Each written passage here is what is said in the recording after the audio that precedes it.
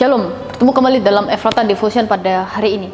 Dalam 2 Timotius 2 ayat 2 tertulis, apa yang telah engkau dengar daripadaku di depan banyak saksi, percayakanlah itu kepada orang-orang yang dapat dipercaya, yang juga cakap mengajar orang lain.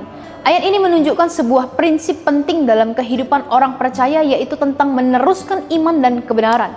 Paulus tidak hanya berhenti pada mengajar Timotius, tapi ia mendorong agar apa yang sudah diterima itu tidak disimpan sendiri, melainkan diteruskan lagi kepada orang-orang lain.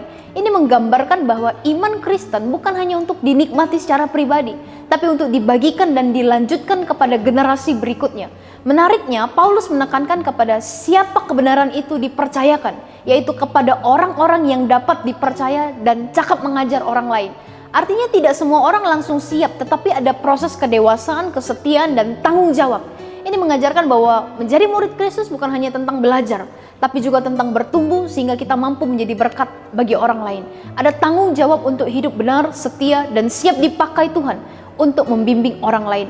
Seringkali kita merasa bahwa tugas melayani atau mengajar itu hanya tugas orang-orang tertentu saja, seperti pemimpin atau hamba-hamba Tuhan.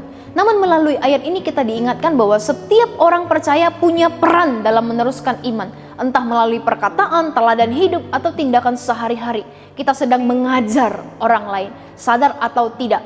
Karena itu penting bagi kita untuk menjaga hidup kita supaya apa yang kita bagikan benar-benar mencerminkan kebenaran yang kita terima. Pada akhirnya, teks ini mengajak kita untuk tidak menjadi orang percaya yang berhenti pada diri sendiri. Apa yang Tuhan sudah kerjakan dalam hidup kita seharusnya menjadi berkat bagi orang lain juga. Ketika kita setia dalam hal ini, kita sedang mengambil bagian dalam rencana Tuhan yang lebih besar, yaitu menghadirkan generasi yang terus mengenal dan mengasihi Tuhan. Jadi mari kita belajar untuk setia menerima hidup di dalamnya dan dengan penuh tanggung jawab meneruskannya kepada orang-orang di sekitar kita. Mari kita berdoa.